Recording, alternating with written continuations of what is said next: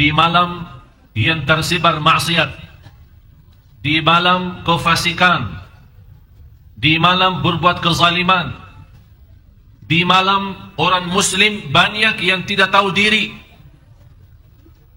Orang muslim yang mengakui dirinya muslim, tapi dia tidak tahu diri, malah dia terjumus melakukan hal-hal yang tidak berbeda dengan orang non-muslim.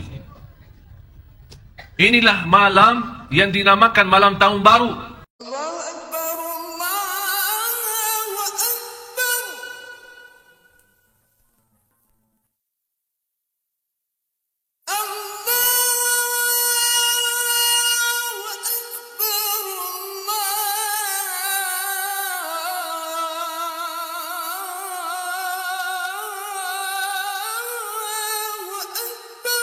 Assalamualaikum warahmatullahi wabarakatuh.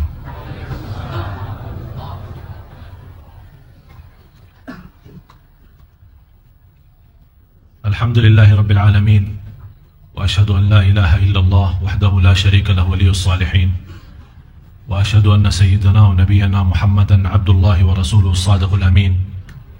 Allahumma salli wa sallim wa barik ala sayyidina Muhammad wa ala alihi wa sahbihi wa man tabi'ahum bi ihsanin ila yaumiddin. Subhanaka la ilma lana illa ma 'allamtana innaka antal alimul hakim. Maha suci Allah,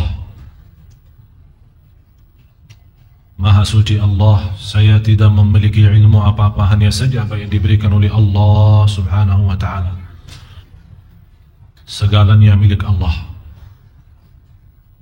Apa yang kita rasa memilikinya itu sesungguhnya milik Allah. Jadi mohon sebelum saya masuki kita sama-sama belajar, karena tema yang saya bahas belum pernah dibahas di sini. Dan saya harap dengan masuknya tahun baru kita sama-sama harus mampu memperbaiki salat kita. Sebagaimana firman Allah Subhanahu wa taala, ba'da a'udzu billahi minasyaitonir rajim, ya ayyuhalladzina amanu ista'inu bis-sabri was-salah, ista'inu bis-sabri was-salati innallaha ma'as-sabirin. Hei orang beriman, minta tolonglah dengan sabar dan salat. Minta tolonglah dengan sabar dan salat. Karena kedatangan pertolongan Allah itu adalah lewat sabar dan salat.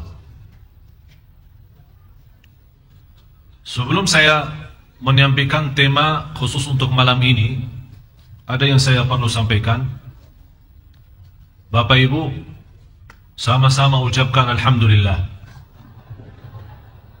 Masih kurang jelas. Dari dalam hati. Bukan saya minta suara keras, tapi saya minta berkata Alhamdulillah, tapi hati merasa. Hati bisa bergetar karena mengucapkan kalimat sebagaimana bersabda Rasul, ucapan Alhamdulillah itu lebih berat dari bumi dan langit. Dengan ucapan Alhamdulillah bisa mempenuhi segala isi bumi dan langit, hanya dengan kata Alhamdulillah. Oleh karena itu dikhususkan kata Alhamdulillah itu diawali suratul Fatihah. Dan rahasianya dan kelebihannya, Alhamdulillah termasuk mulai dengan kata memiliki dasar huruf yang bermacam tempat. Dari bagian dalam, ujung tenggorokannya, kemudian adalah bibirnya dan juga bagian lidahnya. Coba kalau kita bilang ha, ha, keluarnya dari mana? Dari dalam kan? Bagian tenggorokan. Terus kalau da, keluarnya di mana? Lidah. Terus mim, keluarnya di sini. Ada rahasia apa? Apa kaitan ha, mim, dal sampai ada sebuah kata yang diucapkan Alhamdulillah? Karena di sini Allah mengikatkan huruf yang berbeda tempat dari dalam sampai keluar. Berarti di sini Bapak Ibu kita harus melatih diri bisa mengucapkan kata Alhamdulillah dari batin, bukan hanya sebatas zahir, bukan hanya sebatas niat saja keluarnya. Dan dalam kesempatan ini saya khususkan menjadi tema bahasan saya untuk besok jam 1 siang, sekalian acara syukuran meresmikan majlis ta'lim yang insyaAllah diadakan di Rawamangun. Saya undang semua yang hadir, yang tak punya tempat berdiri di luar, tidak masalah, berdirilah insyaAllah sampai selesai acara. Yang berkenan hadir, insyaAllah besok habis zuhur jam 1 siang kita adakan peresmian majlis ta'lim yang insyaAllah saya akan bahas khusus perlengkapan dan menyempurnakan syukur lewat 5 hal. Kalau salah satu dari 5 hal kurang, berarti kita belum bisa mensyukuri nikmat. Bagaimana bisa terwujud la in syakartum la azidannakum? Harus mempenuhi 5 hal, 5 perkara dalam hal syukur, baru kita bisa menjadi hamba Allah yang bersyukur. Afala akunu abdan syakura? Sebagaimana ucapan Rasulullah, aku mau jadi hamba Allah yang bersyukur. Bapak Ibu, alasannya saya meminta Bapak Ibu untuk mengucapkan Alhamdulillah karena Anda Bapak Ibu bisa duduk di masjid di malam yang tersebar maksiat, di malam kefasikan, di malam berbuat kezaliman, di malam orang muslim banyak yang tidak tahu diri, orang muslim yang mengakui dirinya muslim tapi dia tidak tahu diri, malah dia terjumus melakukan hal-hal yang tidak berbeda dengan orang non-muslim. Inilah malam yang dinamakan malam tahun baru, yang coba kita lihat pemuda-pemuda dan di mana-mana orang Islam lebih banyak yang merayakan daripada merayakan dengan syukur, merayakan dengan ibadah, merayakan dengan munajat kepada Allah agar memberikan tahun ke depan lebih baik. Ternyata mereka merayakan hal-hal malah membuat minta tahun baru yang lebih baik. Bagaimana Allah berikan tahun lebih baik? Dimulai malamnya dengan maksiat dan dosa. Bagaimana Allah kasih yang terbaik? Seperti ada orang membuat akad nikah di masjid, ijab kabul di masjid, saksinya di masjid, khutbah nikah di masjid, dihadiri keluarga di masjid. Sebagian besar dari keluarga malah masuk masjid tanpa jilbab. Sebagian dari keluarga malah kelihatan pahanya, malah kelihatan auratnya, dan minta habis itu didoakan semoga diberkahi rumah tangga. Malah selepas ijab kabul, selepas doa pernikahan, selepas bubar mereka, didengar azan zuhurnya tidak salat di masjid, malah ditunda. Minta rumah tangga sakinah mawaddah rahmah. Bagaimana bisa sakinah mawaddah rahmah? Dimulai langkah pertama saat ijab kabul tidak bersyukur kepada Allah dan tidak melaksanakan ibadah. Inilah budaya Indonesia yang tidak disadari, tanpa kita sadar masuk kerusakan dalam rumah tangga, masalah dalam rumah tangga, kehilangan rasa tenang dalam rumah tangga. Kita langsung suuzan, pasti ini gara-gara suami, pasti ini gara-gara istri. Tapi ternyata gara-gara mereka berdua, karena dimulai harinya dengan ijab kabul, bukan dengan pimpinan Allah lewat salat berjamaah. Padahal ijab kabul di masjid. Mana yang lebih dahsyat, saya kenal satu orang, dia menceritakan kepada saya nikah di masjid, ijab kabul di masjid, tapi saya jujur saja Ustaz, saya tidak pernah masuk masjid kecuali pas ijab kabul nikahan saya. Habis itu, ya Allah, rumah tangga sakinah mawaddah warahmatullahi wabarakatuh.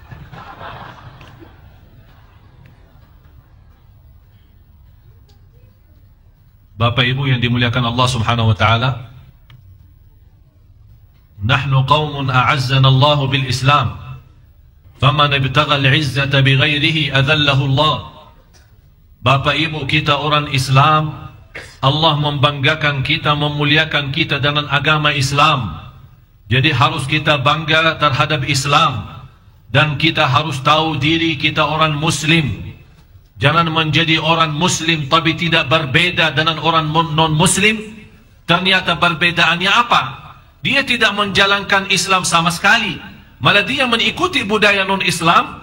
Tapi beda dia sama orang Muslim atau non-Muslim. Bedanya orang tersebut Islam karena dia lahir dalam keluarga Islam. Itu saja. Dan orang Katolik atau orang Nasara atau non-Muslim, dia lahir dalam keluarga non-Muslim. Tapi dalam hal berlaku mereka hampir sama. Apakah segitu sudah menjadi Islam kita tidak punya harga? Dan barang siapa yang ingin mendapatkan ketenangan daripada Islam, yang ingin diberikan oleh Allah segala kebahagiaan daripada Islam, yang dia mengharap bisa menjadi mulia di luar agama Islam, tunggulah kehinaan, tunggulah sengsara, tunggulah tersesat sampai dapat murka Allah. Na'udzubillah min zalik. Bapak Ibu, Anda orang Islam? Anda orang Islam enggak? Bangga sebagai orang Muslim? Tidak. Apakah kebanggaan kita sebagai Muslim cukup dengan berkata saya Muslim, atau buktikan dengan amalan-amalan ibadah? Bapak Ibu, ini malam tahun baru. Alhamdulillah. Kenapa saya minta Anda berkata Alhamdulillah? Karena di malam ini sebagian dapat ridha Allah, ada orang lain na'udzubillah di malam ini malah dapat kemurkaan Allah. Di malam ini orang buat kufur. Di malam ini orang berbuat kezaliman. Di malam ini orang masuk dalam golongan munafik, dia belum tahu diri. Di malam ini orang tahu, tanpa sadar dia dalam berlaku dosa maksiat, masuk dalam kelompok fasikin. Jadi Bapak Ibu harus kita bersyukur. Alhamdulillah Allah membukakan hati kita bersama untuk bisa datang ke masjid. Malah saya heran orang-orang yang menyebarkan berita salat di malam tahun baru itu bid'ah, kumpul di majlis malam tahun baru itu bid'ah, i'tikaf di malam tahun baru bid'ah. Mana yang lebih baik? Kita berdiri di bundaran HI sambil pemerintah membantu menutupi supaya suasana lebih layak dan enak. Enak apa? Enak kemurkaan Allah. Enak dapat siksa Allah. Saya hanya berdoa, ya Allah, jangan menghukumkan kami yang sedang di masjid bermunajat kepadamu gara-gara dosa orang-orang yang di HI. Ya Allah, aku mohon diselamatkan Bapak Ibu yang tinggalkan urusannya, tinggalkan hubu dunia, tinggalkan hawa nafsunya, datang hanya mau ingin mendapatkan ridha Allah, dan berdoa di malam ini supaya tahun 2013 menjadi lebih baik dalam segala hal, supaya Allah selamatkan kita walaupun di antara sahabat, kawan dan yang lain-lain berdosa dan maksiat. Mudah-mudahan kita tidak termasuk berbuat salah seperti mereka. Dan kita doakan mereka, ya Allah berikan hidayah, ya Allah berikan petunjuk. Yang ada niat mau ke HI ke sana, ya Allah balik hati niat datang ke masjid. Ya Allah yang punya tujuan sambil menghiburkan keluarganya dan anaknya ke HI atau ke tempat tertentu berhiburan, dia belum tahu di situ kemurkaan Allah. Ya Allah selamatkan supaya dia segera kembali ke masjid, ya Allah. Kita doakan, karena menurut saya mereka belum tahu.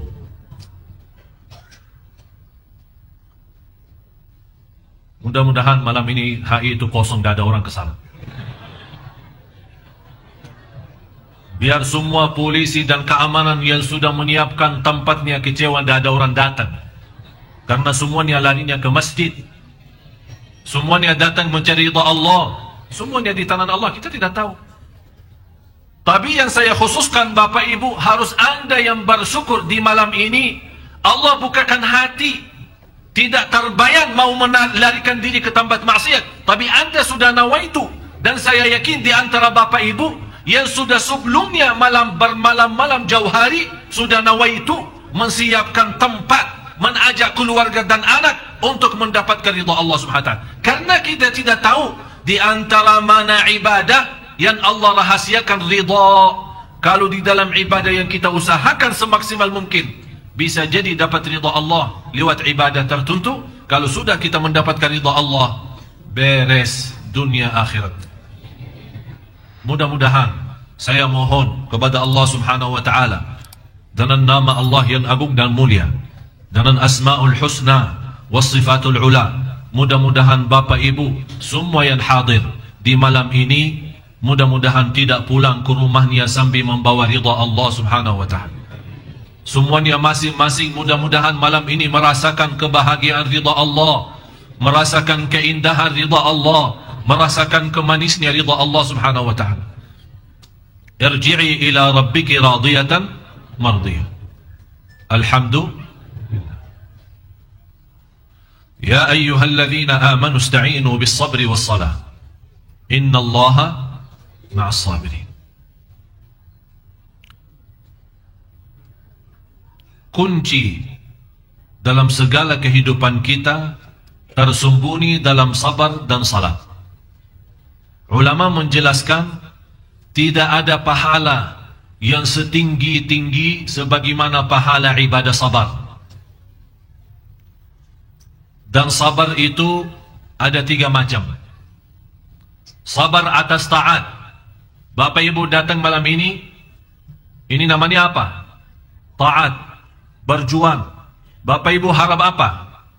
Apa yang diharapkan Bapak Ibu malam ini? Hah? Foto. Saya dengar foto katanya. Ridha. Berarti kita Bapak Ibu di malam ini fokus ke ridha Allah. Siapa yang memberikan ceramahnya, siapa yang mengimami kita, siapa yang memberikan tausiahnya, itu bukan urusan. Karena kita fokus bersama malam ini untuk mendapatkan ridha Allah. Berarti Bapak Ibu harus Anda titikkan dalam hati, ya Allah, saya malam ini mau dapat ridhamu ya Allah. Saya ingin malam ini pulang ke rumahnya besok subuh saya sudah membawa ridhamu ya Allah. Saya ingin ya Allah dengan ridhamu ya Allah malam ini saya bisa menjadi bahagia sepanjang sisa umur saya. Itu yang ditanamkan dalam hati. Kita memang tidak bisa maksa Allah, tapi kita bisa bermunajat, kita bisa berdoa. Tidak ada habisnya sampai kita merasa Allah kabulkan. Belum dikabulkan, kita teruskan berdoa kita kepada Allah Subhanahu wa taala. Karena salah satu kita mensyukuri nikmat Allah membukakan hatinya, hidayah taufik datang kemari. Kita punya kewajiban mensyukuri nikmat Allah. Di antara kita bersyukur adalah berdoa kepada Allah Subhanahu wa taala. Orang-orang yang sabar atas taat, pasti di antara Bapak Ibu ada kawan-kawan yang mengajak untuk ke tempat hiburan. Ada yang mengajak keluar kota. Ada yang mengajak malah keluar negeri. Tapi Anda sudah innamal a'malu binniyat. Anda sudah nawaitu dari jauh hari, malam ini saya mau i'tikaf. Malam ini saya mau curhat sama Allah.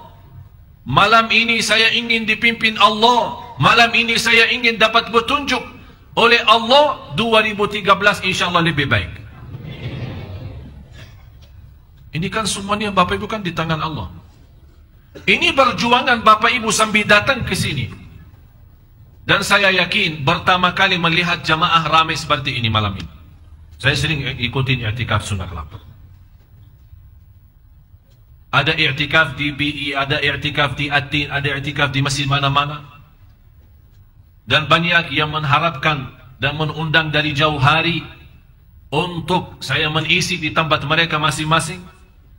Malah ada yang 6 bulan lalu yang sudah minta isi untuk malam ini. Ada yang minta salat malamnya, ada yang minta muhasabahnya, ada yang minta ceramahnya. Tapi Allah Subhanahu wa taala membukakan hati saya milik Sunda Kelapa.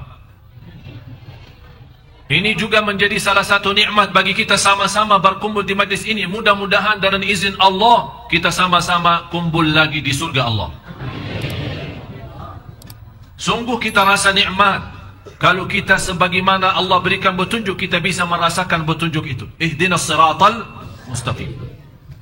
Sabar atas taat, Bapak Ibu lagi berjuang. Banyak godaan, banyak hawa nafsu.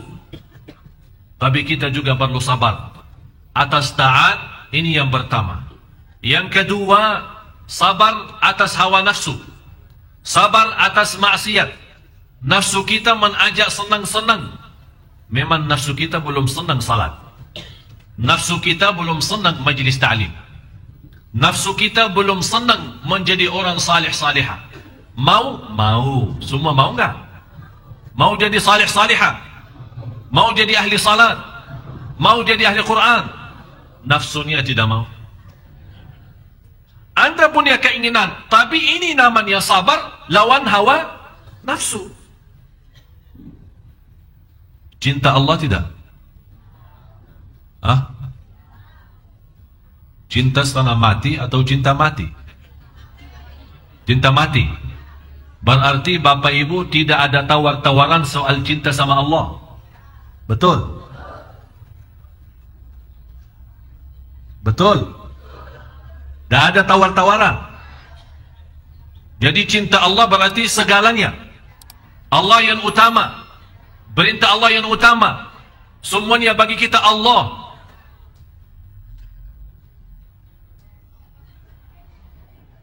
Udahlah, jawab sendiri masing-masing. Jawab sendiri yang sejujur-jujurnya. Kalau memang Allah cinta kita pertama dan tidak ada tawar-tawaran, mulai, tidak usah bahas lalu ya. Yang sudah lalu, tidak usah dibahas. Mulai malam ini, jangan sampai Anda masuk masjid masih masbuk. Siap? Ada yang diam ini. Kayaknya berat ini, gimana ya? Tidak ada di antara Bapak Ibu yang tahu berapa sisa umurnya. Tapi dalam sisa umur kita berapapun sedikit atau banyak, insya Allah 2013 Allah akan melihat kita selalu bertakbiratul ihram bersama imam. Siap? Langkah pertama menuju kebaikan, nawaitu. Anda ada nawaitu enggak? Tapi nawaitunya perlu gerakan. Nawaitu sendiri tidak cukup. Anda sendiri sudah mengakui diri sebagai cinta Allah itu cinta mati. Tidak ada tawar-tawaran. Berarti begitu Anda mendengar azan masih ada kesibukan dunia, angkat tangan. Allah yang terutama. Lagi di pinggir jalan, jangan bagi alasan macet, jangan bagi alasan apa saja. Wallahi, demi Allah, kalau kita jujur cinta Allah dalam hati dan kita merasa nyesal kalau rakaat satu sudah tertinggal, kita bisa nangis sebagaimana orang saleh. Bukan dia nangis sepanjang malam karena ketinggalan satu rakaat, ketinggalan takbir pertama sama imam 3 hari dia nangis, tidak bisa nyaman tidur. Kita bisa ketinggalan salat karena ketiduran habis sepanjang malam nonton Liga Inggris. Ya Allah, Bapak Ibu, tolong kita sama-sama perbaiki diri. Sabar atas hawa nafsu. Inilah perjuangan. Nafsu kita tidak mau selain jadi masbuk. Nafsu kita tidak mau di saf pertama. Yang saya heran, apalagi Jumat, orang datang mengharap mendekati khatib supaya dapat pahala mendekati khatib dan saf pertama didoakan oleh malaikat. Datang masjid masih kosong, duduk di ujung sana belakang. Heran saya. Malah ada orang yang datang belakangan, dia fikir masjidnya sudah penuh, sudah terisi. Kok lihat di belakang saf sudah tersusun dan rapi. Tapi begitu kalau dia orangnya tinggi, kayak orang Arab ya, lihat ke depan, oh kosong sih. Jadi bukan masalahnya salah kita tidak melihat ke depan, karena mungkin kita kondisi tidak terlalu tinggi lah ya. Jadi lain kali Bapak Ibu kalau masuk masjid pas hari Jumat, Anda melihat masjidnya di saf belakang lagi sudah terisi, jangan Anda berpikir masih sudah penuh, tinggal Anda loncat-loncat aja, lihat dalam pandangan mata sejauh, oh ternyata kosong di dalam, tinggal minta maju. Dan ini juga tugas para khatib. Begitu khatib naik mimbar, melihat banyak saf-saf yang kosong, tidak apa-apa, Khatib berbicara sama makmum, tapi makmum tidak boleh berbicara. Khatib menyampaikan ke jamaah, tolong Pak, maju. Saf yang di belakang, maju-maju. Ini dalam khutbahnya. Jadi mereka tinggal ikuti perintah khatib dan maju. Supaya orang yang datang belakangan telat, dia bisa mendapatkan posisi yang sudah siap, tambah mengganggu orang-orang yang sudah di depan.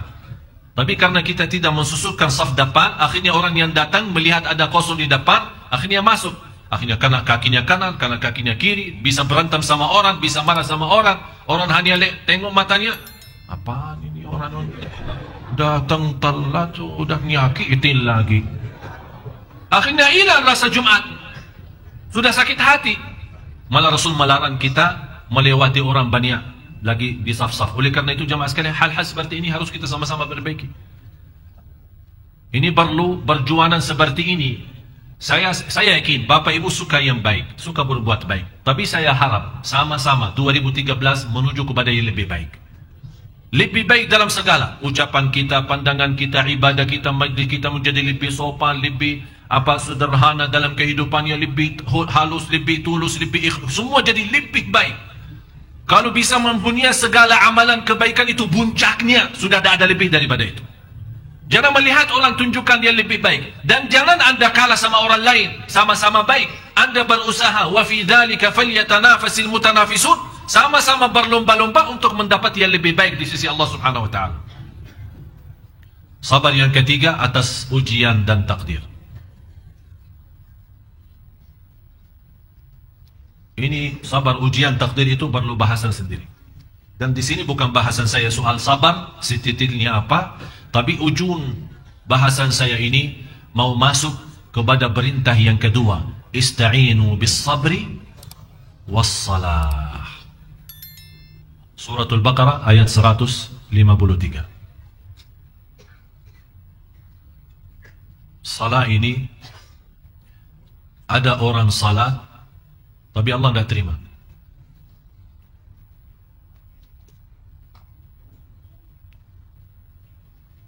Kira-kira kita sudah berapa tahun salat?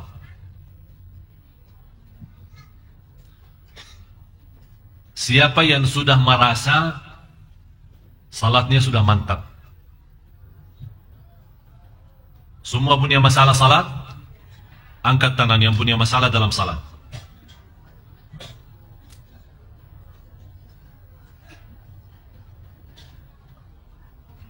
Rasulullah sallallahu alaihi wasallam bersabda, "Man shalla 40 yawman la tafutuhu takbiratul ihram, kutibat lahu bara'atan, bara'atun minan nifaq wa bara'atun minan nar." Barang siapa yang salat 200 salat, artinya 40 hari berturut-turut. 40 hari, bukan 40 salat. Beda hadisnya. 40 salat pas umrah kan ada hadisnya 40. Jamaah Indonesia bilang 40. Tahu 40? Maksudnya 40 salat 8 hari. Tapi kalau ini hadisnya beda. Hadis diriwayatkan Imam Tirmizi. Barang siapa yang salat selama 40 hari, 40 kali 5 waktu salat berapa? 200 berturut-turut, tidak pernah tertinggal takbiratul ihram. La tafutuhu takbiratul ihram. Tidak pernah tertinggal takbiratul ihram, akan dapat 2 kebebasan. Bebas dari munafik. Yang kedua, bebas dari neraka Jahannam. Bapak Ibu, demi Allah, demi Allah, demi Allah, orang munafik tidak bisa melaksanakan hal ini. Orang munafik, biarpun dia salat, Allah sudah jelaskan orang munafik pun salat. Orang munafik baca Quran, orang munafik zikir. Tapi beda orang munafik sama orang mukmin apa? Orang munafik kalau salat, salatnya malas. Orang mukmin kalau salat, salatnya semangat dan cinta. Orang munafik berzikir tapi sedikit. Orang mukmin berzikir tapi banyak sekali, tidak ada batasnya. Itu beda. Oleh karena itu Allah perintahkan saat memanggil dalam sifat iman, ya ayyuhalladzina amanu uzkurullaha dzikran katsira. Hei orang beriman, berzikirlah kepada Allah sebanyak-banyaknya. Demi Allah, orang munafik tidak bisa banyak zikir. Orang munafik tidak bisa salat kecuali malas, apalagi mau jaga takbirah pertama. Oleh karena itu Bapak Ibu, kalau Anda mau tahu diri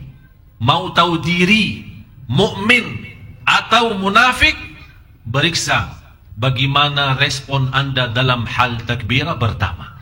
Kalau Anda sudah termasuk selama ini, alhamdulillah, tidak pernah masbuk dan tidak pernah lewat takbirah ihram, alhamdulillah, jaga sampai akhir hayat.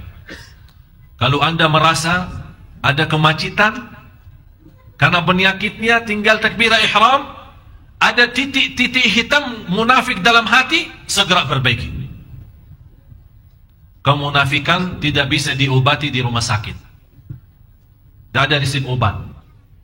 Resep obat menghilangkan kemunafikan dalam hati adalah jaga salat dengan takbirah ihram. Faham takbirah ihram tak? Jadi imam Allahu Akbar, kita Allahu Akbar.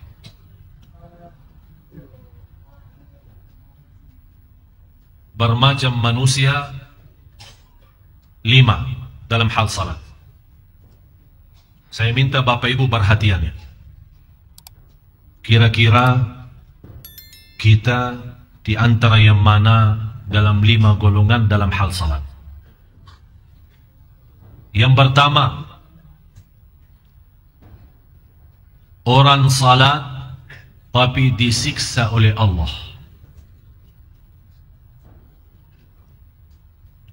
Orang salat tapi disiksa. Ternyata salatnya bukan menyelamatkan, malah salatnya membawa dia ke siksa Allah. Fawailul lil musallin alladzina hum an salatihim sahun. Suratul Ma'un.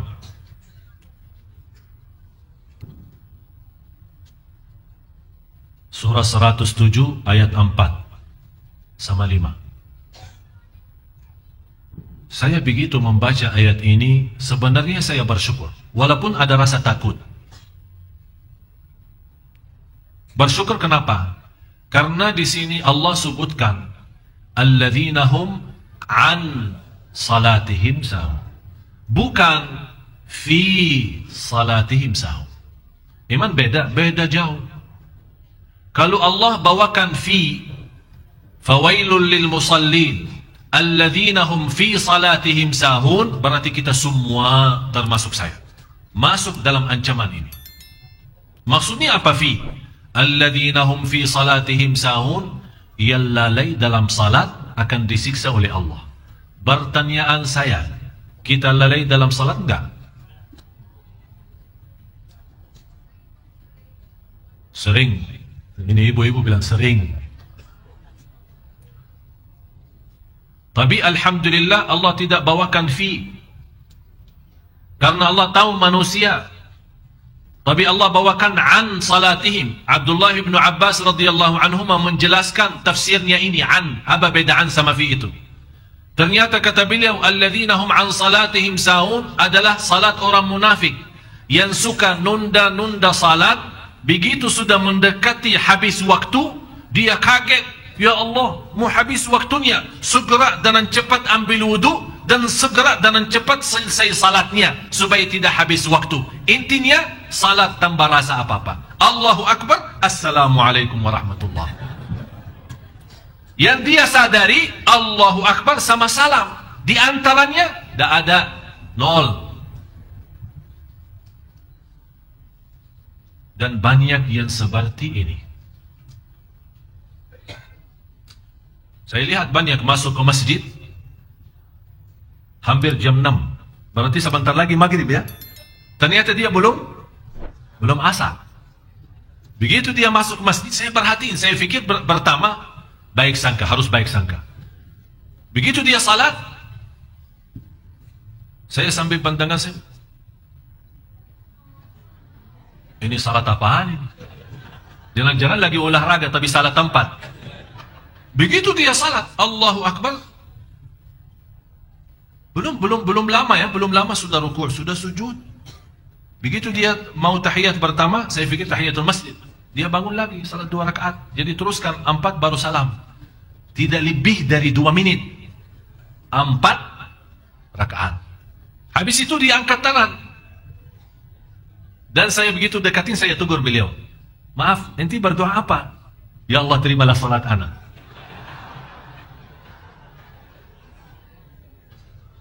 Malu. Kita malu sama Allah kalau kita punya salat seperti ini. Kata Imam Ibnu Qayyim rahimahullah, kalau anda belum bisa salat yang cocok bagi Allah, carilah Tuhan yang lain yang sesuai salat kita. Betul kata Imam Ibnu Qayyim. Ini berkata Imam Qayyim 400-600 tahun lalu dia ngomong seperti ini. Kalau anda belum bisa fantas salat yang fantas yang cocok bagi Allah, cobalah cari Tuhan lain yang cocok dengan salatnya. Ya, kita salat sekarang tidak sesuai untuk Allah ini. Ini bukan untuk Allah. Itu yang dinamakan oleh Rasulullah SAW, yang orang-orang yang bergerak dengan cepat untuk selesaikan salat karena takut habis waktu. Itulah kata Rasulullah, tilka salatul munafik. Begitulah salat orang munafik. Begitulah salat orang munafik. Begitulah salat orang munafik. Na'udzubillah. Subhanallah Bapak Ibu, saya mendapatkan pelajaran. Kalau kita salat tepat waktu bersama imam, jamaah di masjid, tenang. Saya pernah terjumus di jalan berjalanan. Kemudian mepet pas asar. Kemudian ada ceramah di satu tempat. Saya punya pikiran, udahlah ke sana aja sekalian, nanti salat di sana. Dalam perjalanan, demi Allah Bapak Ibu tidak tenang. Sampai ke tempat dan salat habis saya selesai. Memang sudah maghrib dekat, tapi begitu saya salat, saya sadar saya tidak salat. Baru sadar saya tidak salat. Dan saya minta maaf ya Allah, inilah salat saya seperti ini. Saya tidak pantas menjadi hamba-Mu ya Allah. Kalau memang salat kita seperti ini. Tapi ternyata salat tepat waktu di masjid berjamaah, subhanallah. Kita sepertinya mengangkat gunung yang besar di atas kepala kita. Sudah mendapatkan ketenangan yang luar biasa dan menyelesaikan kewajiban kita terhadap Allah. Baru kita pantas berkata, ya Allah, terimalah doa dan salat kami. Sudah jelas yang pertama, orang salat tapi disiksa. Apa artinya fawailul lil musallin? Artinya? Kalau di dalam bahasa Indonesia, artinya celaka bagi orang salat. Dalam bahasa Arab, wail satu kampung di dalam neraka. Istilah lain satu desa. Tahu desa? Satu kecamatan ya. Di dalam api neraka sendiri. Kepala kampungnya ada juga. Di sana ada kepala kampung, kepala desa. Fir'aun. Wakil kepala Haman. Ada juga orang yang terkenal di sana, Qarun. Ini mereka ditempatkan di sana.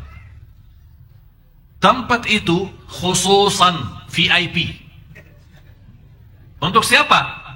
Fawailun lil musallin alladzina hum an salatihim sahun.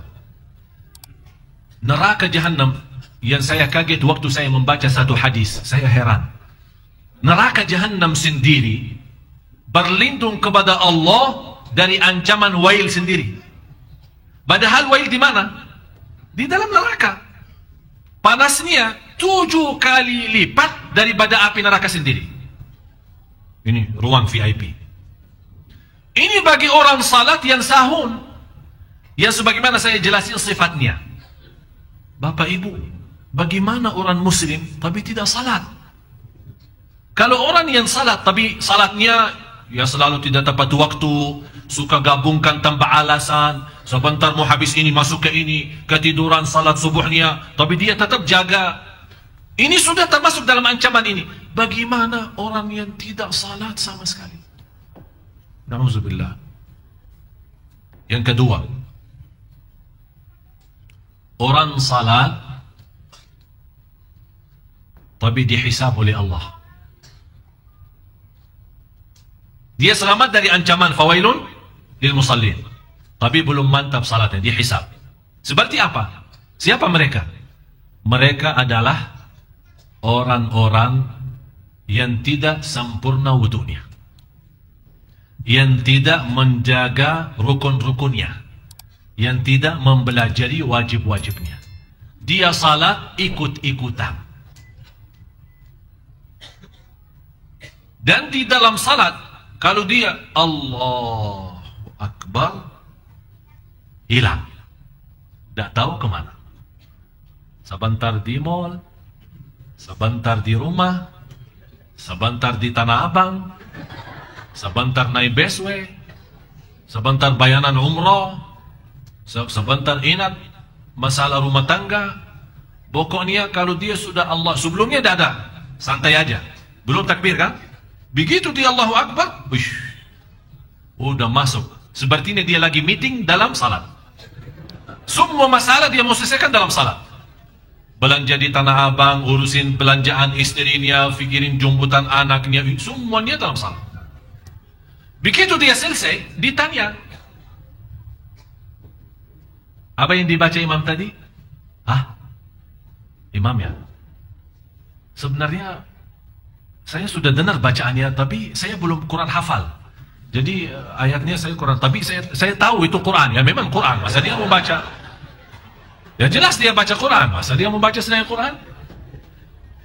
Tidak, maksud saya bertanya, Pak, Anda perhatiin bacaan imam apa? Rakaat, ya udah begini aja. Rakaat pertama baca apa? Rakaat kedua baca apa? Bisa tahu nggak? Bisa ingat nggak? Satu ayat, satu apa saja? Sebenarnya saya jujur saja Ustaz, saya Quran hafal.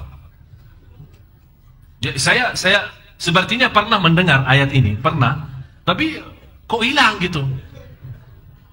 Terus dia tanya kembali, maaf Ustaz, imam baca tadi apa? Saya bilang rakaat pertama, qul ya ayyuhal kafirun. Rakaat yang kedua, qul huwallahu ahad. Masa sih? Dia berpikir ayat ini tadi baca. Memang terserah saja Bapak Ibu, ini hal hampir 90%. Termasuk saya. Saya bicara jujur. Kadang masuk salat, Allahu Akbar, tidak tahu kemana. Tidak ada rasa sama sekali. Selesai salat, oleh karena itu berusaha jaga sunnah ba'diyah qabliyah, namanya sunnah rawatib. Mudah-mudahan dengan sunnah qabliyah ba'diyah Allah tutupi kekurangan itu di salat wajib. Pertama Allah hisabkan salat wajib. Begitu malaikat beriksa, ya Allah, ini hambamu memang salat banyak, tapi banyak lubangnya, banyak bocor. Bagaimana ya Allah ini? Kata Allah, coba lihat, beriksa. Ada sunnah-sunnah enggak? Diperiksa. Duha, qabliyah, ba'diyah, salat malam, tahiyatul masjid, sunnah wudu, taubat, hajat, dan yang lain-lain. Allah perintah malaikat, coba beriksa. Ada sunnah-sunnah enggak? Kata malaikat, ada ya Allah, banyak sunnah-sunnahnya. Udah, tutupi aja lubang-lubangnya. Ditutupin semua, jadi salat sempurna, masuk surga. Ada yang lain, Allah tanya, coba beriksa salat sunnahnya. Ya Allah, tidak ada. Berarti salatnya bagi dia apa? Celaka kan? Oleh karena itu Bapak Ibu, kalau Anda belum bisa sempurna dalam salat wajib, jangan tinggalin salat sunnah. Banyak salat sunnah. Qabliyah, ba'diyah, tahiyatul masjid, sunnah wudu, masuk rumah, keluar rumah. Sebagaimana saya sudah jelasin berkali-kali, sunnah itu berbanyak semaksimal mungkin. Harun al-Rashid, salah satu khalifah, terkenal beliau, setiap malam tidak kurang, di luar salat wajib, tidak berkurang dari 100 rakaat. Di luar salat wajib tidak berkurang dari 100. Jadi jumlah salat sunnahnya semua hampir 100 rakaat.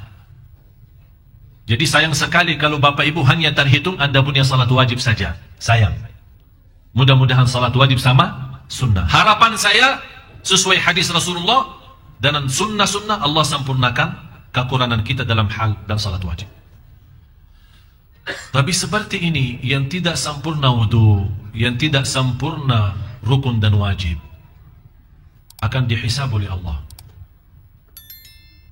Mulai malam tahun baru, kita harusnya muhasabah Bapak Ibu. Barang siapa yang suka muhasabah diri, akan Allah ringankan hisabnya nanti di hari kiamat. Muhasabah bukan pas lagi ramai-ramai di masjid pas i'tikaf. Tidak. Kalau bisa, Anda setiap malam punya muhasabah di rumah. Begitu Anda mau tidur, tes, periksa. Begitu Anda sudah muhasabah, segera ambil wudu, salat 2 rakaat, dan tidur. Kalau seandainya memang malam itu yang terakhir bagi kita di dunia ini, alhamdulillah sudah muhasabah, dan sudah salat sebelum tidur. InsyaAllah husnul khatimah. Apalagi kalau menjaga wudu pas tidur.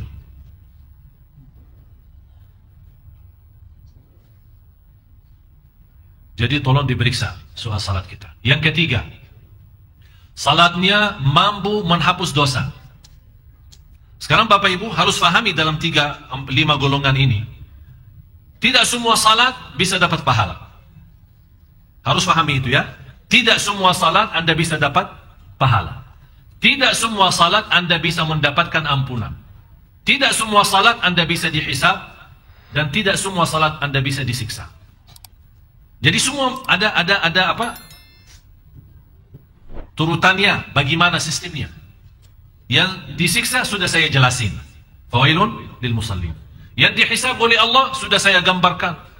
Orang yang dia berusaha jaga wudu, tapi begitu dia masuk salat,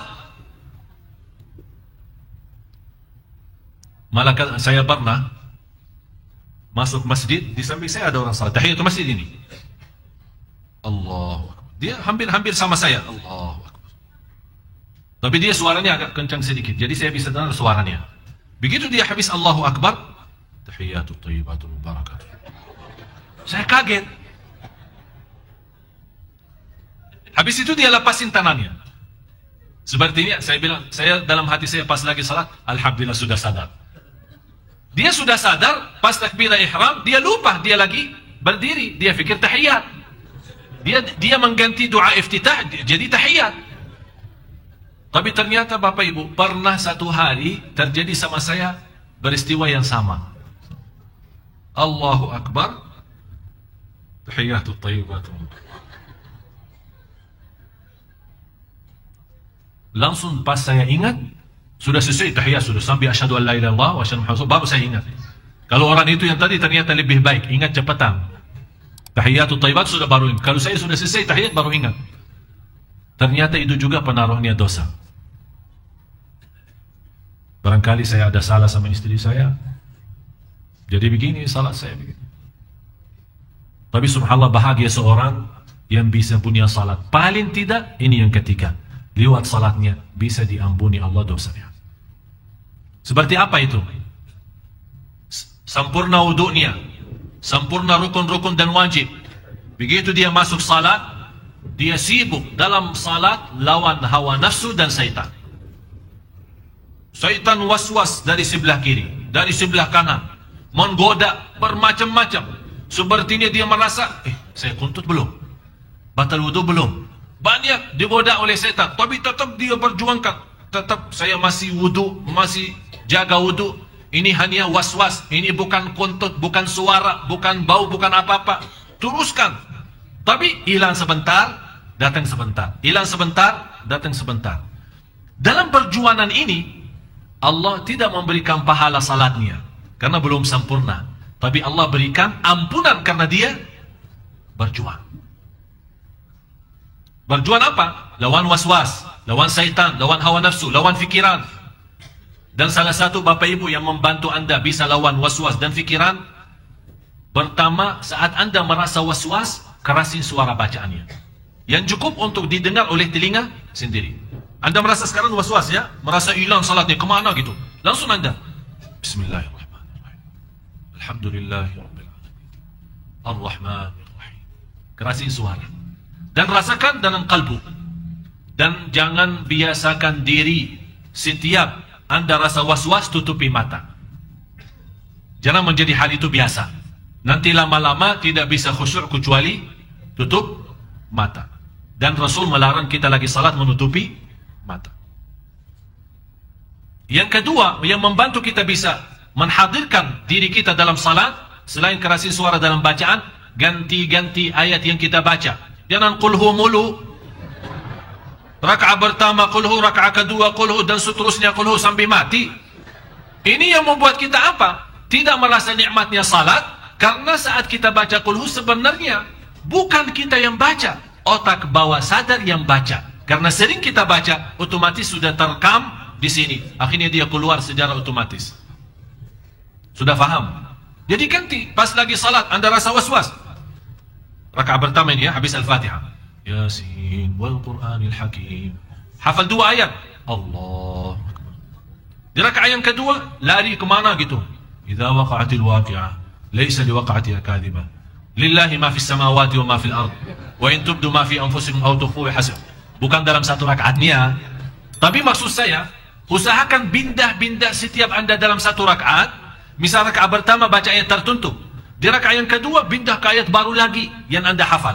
Jangan hanya sepanjang hidupnya dan sepanjang salatnya qul hu qul hu qul hu atau 4 qul. Qul ya ayyuhal kafirun, qul huwallahu ahad, qul a'udzu birabbil falaq, qul a'udzu birabbin nas. Akhirnya syaitan yang sering goda kita, dia sudah hafal 4 qul ini, sering kita baca. Akhirnya kita harap lewat bacaan bisa syaitan lari, ana hafal itu jangan bisa ana lari. Ya susah juga ini. Qul. Ini kan masalah. Tapi saya minta Bapak Ibu, coba mulai malam ini ya. Karena ada salat i'tikaf, salat malam ya. Tapi saya minta sebelum Anda ikut salat malam, coba masing-masing salat 2 rakaat. Dan apa yang saya sampaikan ini coba praktik. Coba praktik. Insya Allah dengan perjuangan Anda akan semakin salatnya semakin baik, semakin bertingkat. Bapak Ibu, Anda jangan harap di satu malam bisa langsung jadi ke martabat yang pertama. Masih kita bahas ya. Ini kita masih, yang saya harapkan sementara ini golongan yang ketiga. Lewat salat bisa diampuni Allah. Inna salata tanha anil fahsyai wal munkar. Kalau diampuni Allah berarti dosa kita sepanjang hari diampuni Allah. Begitu kita salat diampuni. Tapi yang keempat, ini jauh lebih tinggi lagi. Orang salat tapi dapat pahala. Bapak Ibu, kalau artinya semakin naik, semakin tinggi salatnya, berarti dapat pahala, otomatis diampuni juga kan? Semua kan di bawah, apapun yang di bawahnya dapat diampuni Allah Subhanahu wa taala, dimaafkan. Siapa itu yang salat tapi bisa mendapatkan pahala salatnya? Artinya lewat salat dia benar-benar bisa merasakan nikmat salat. Yang sempurna wudu, sempurna rukun, sempurna wajib. Begitu dia masuk salat, punya kekhusyuan yang luar biasa. Ka'bah di depan, surga di kanan, neraka di kiri, malaikatul maut di belakang menunggu saya selesai salat agar dicabut nyawa. Bisa rasakan enggak?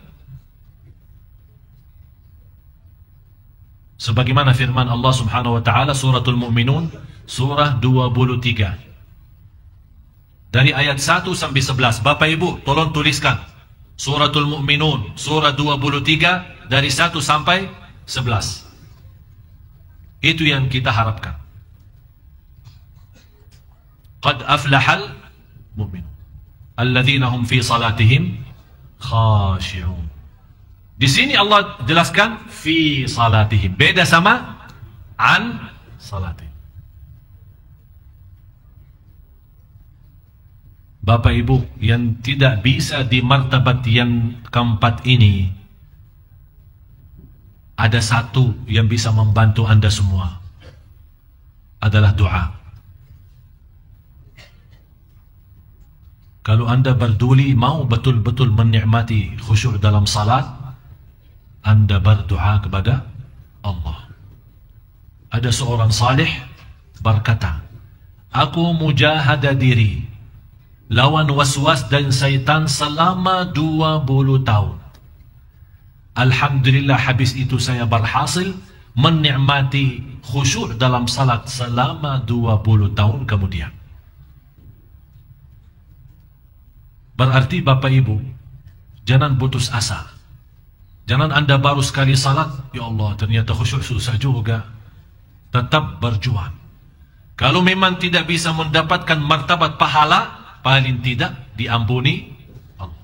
Supaya kita keluar dari masjid lepas salat sudah suci dari dosa dan maksiat. Yang terakhir, yang kelima.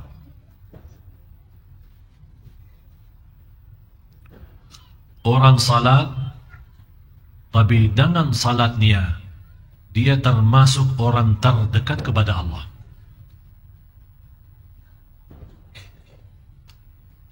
Lewat salat, dia bisa merasakan diri sudah dekat sama Allah. Saya tidak bisa berkata hal ini sulit, tapi hal ini hanya orang-orang yang benar-benar dibukakan oleh Allah hatinya yang bisa menikmati salat seindah itu. Orang salat namanya salat muqarrabun, yang didekatkan oleh Allah lewat salatnya.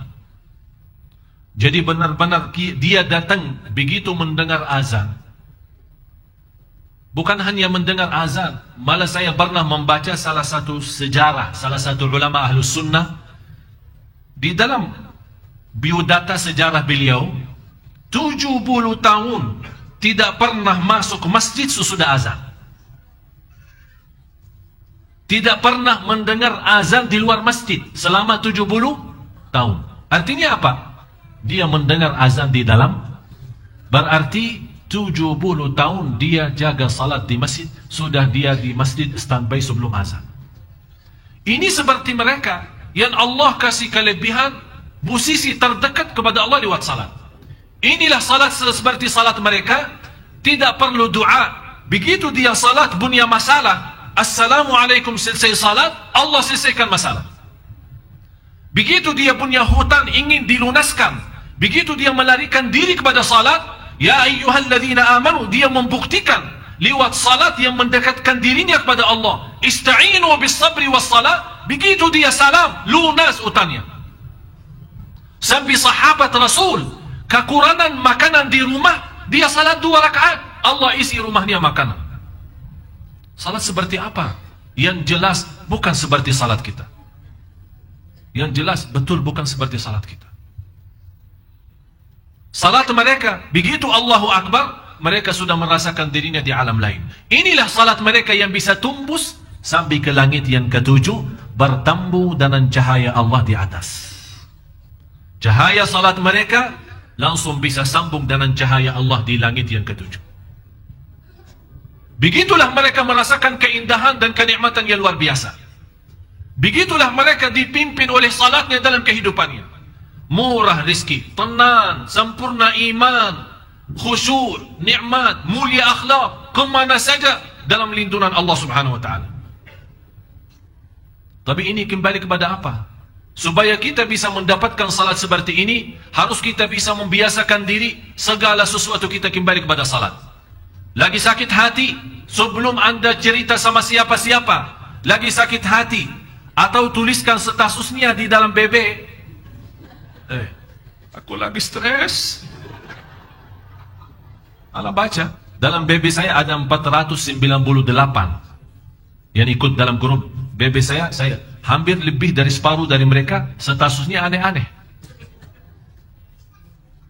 Ada saya lagi galau, saya lagi stres. Kalau ditanya apa masalahnya, tidak ada.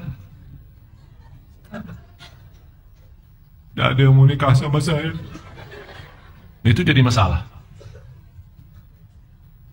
Banyak hutang.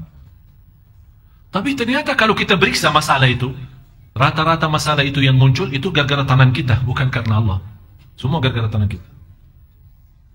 Oleh karena itu Bapak Ibu, sebelum anda punya prinsip seperti ini, di BBM-nya, di HP-nya, di laptopnya atau apa, mempunyai kata-kata yang tidak sesuai bersama Allah, lebih baik segera ambil air wudu dan salat. Punya masalah utang, segera ambil air wudu dan salat. Sebelum anda cerita sama manusia dengan harapan dibantu oleh manusia, ceritalah sama Allah, baru akan Allah bukakan hati manusia memberikan pertolongan. Anda yang belum nikah, salat. Anda yang lagi sakit, salat.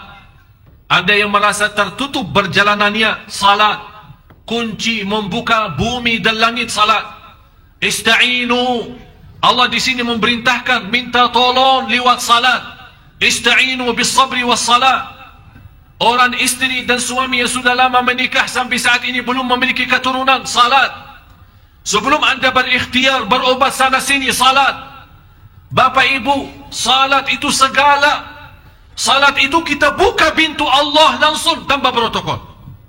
Kita berbicara sama Allah langsung, kontak sama Allah kita langsung. Ini Allah yang maha baik.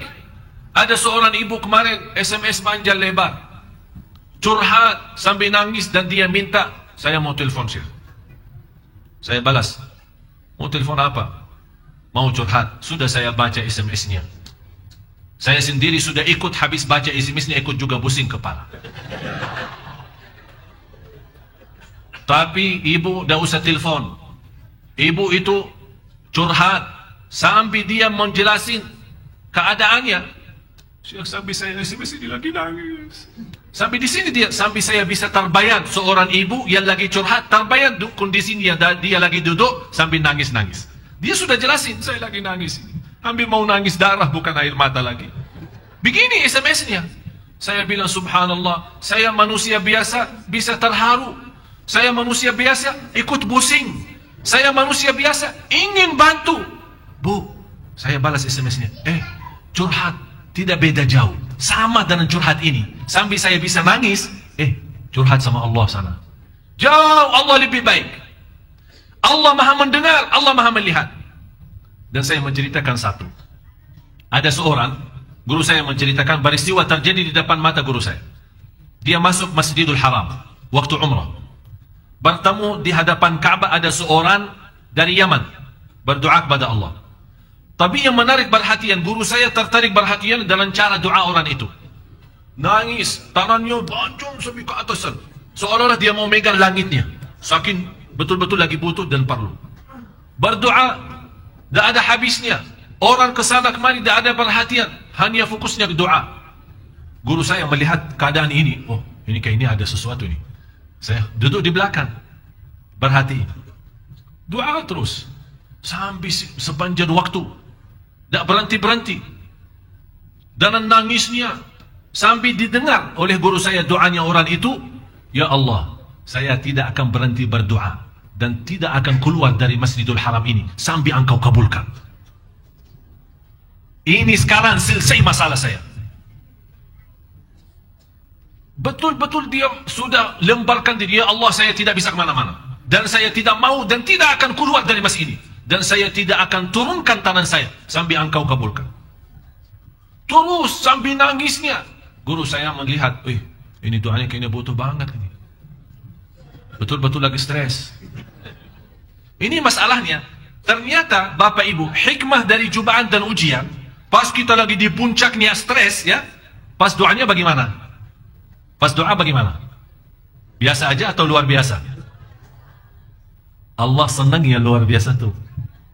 Allah senang. Oh, ternyata hamba ini keluar doa yang tulus dan ikhlas pas cobaan. Oh, dah kasih cobaan. Kasih supaya doa keluar ini. Ternyata hikmah daripada cobaan, Allah mengeluarkan doa yang ikhlas. Ternyata pas dia doa, ada seorang, guru saya ini cerita. Dia bilang ada seorang lewat. Begitu lewat, balik lagi. Melihat orang itu lagi berdoa. Dia masukin tangannya dalam gantung bajunya. Terus lembar, ada uang banyak dilempari. Guru saya perhatiin ada uang banyak. Tapi ini orang masih berdoa. Sudah lupa segala. Dia hanya fikirannya kepada Allah. Subhanallah, sekian lama Allah sudah memberikan dia buas. Dia turunkan doa. Begitu dia turunkan tangannya ke bawah. Oh, terasa. Oh, ada apa ini? Uang.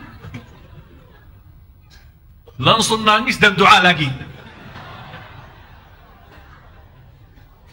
Dia tidak berhenti berdoa sampai ada kedengaran azan.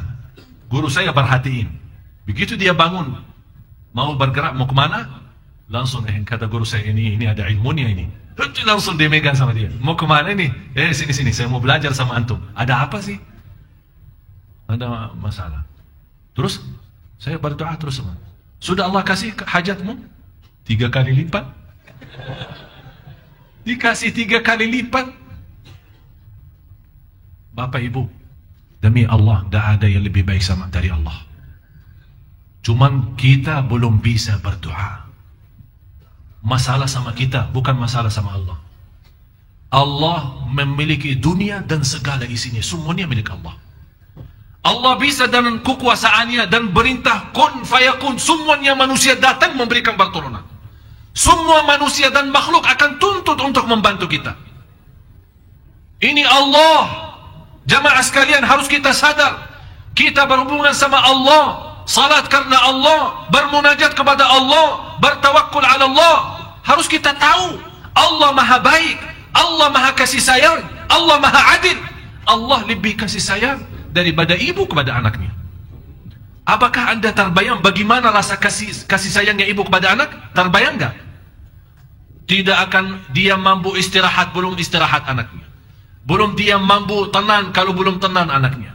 Belum dia bisa merasa kenyang kalau belum kenyang anaknya. Dia belum rasa nyaman kalau belum nyaman anaknya. Begitulah perjuangan ibu untuk anak. Ini semua tanda kasih sayangnya ibu kepada anak. Kata Rasulullah, Allah jauh lebih banyak kasih sayang kepada hamba dari ibu kepada anak. Cuman kita mohon maaf Bapak Ibu belum bisa berdoa. Oleh karena itu, lewat salat yang kalimat ini yang terakhir, menjadi orang terdekat kepada Allah lewat salat. Siapa itu mereka? Dia bukan hanya sempurna wudu, bukan sempurna rukun dan wajib, bukan mulia khusyuknya. Dia sudah lebih dari batas khusyuk. Dia begitu salat, dia bisa merasakan kehadirat Allah di depan mata. Itu beda dia sama orang yang khusyuk.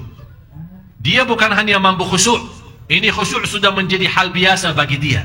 Tapi dia sudah mampu lebih daripada khusyuk. Tumpus khusyuk adalah dia merasa kehadirat Allah di depan mata. Dan begitu Allahu Akbar, dia yakin Allah sedang melihat salatnya. Oleh karena itu dia malu. Selesai salat, Allah kecewa dengan salatnya. Sebagaimana Al-Hasan ibn Ali radhiyallahu anhuma, begitu dia lagi ambil wudu dan dia nangis dan berubah mukanya seperti orang sakit. Ditegur sama muridnya, kenapa wahai Al-Hasan, engkau seperti ini? Kata beliau, anda kalian belum tahu saya menghadapi siapa dalam salat. Jadi dia dalam wudunya, dia sudah merasakan kehadirat Allah. Dalam wudu, dia sudah menikmati keindahan dan keagungan Allah. Begitu dia selesai salat, Allah penuhi dalam tumbuh badannya kekhusyuan. Begitu dia masuk salat, sudah masuk di alam lain. Itulah berkata, sebagaimana ada seorang Ahlus Sunnah wal Jamaah Al-Imam Abu Muslim, kalau dia masuk dalam salat di dalam rumah, kata istri dan anaknya, berani anak-anak bermain-main di dalam rumah sambil teriak-teriak. Kalau dia pas lagi salat. Karena beliau kalau salat, dia tidak bisa mendengar bisikan apa-apa. Karena dia sudah di alam lain. Inilah salat yang kita cari. Itulah salat yang kita inginkan dan harapkan. Dan salat seperti ini tidak akan bisa terwujud kecuali dengan menanamkan rasa cinta masjid.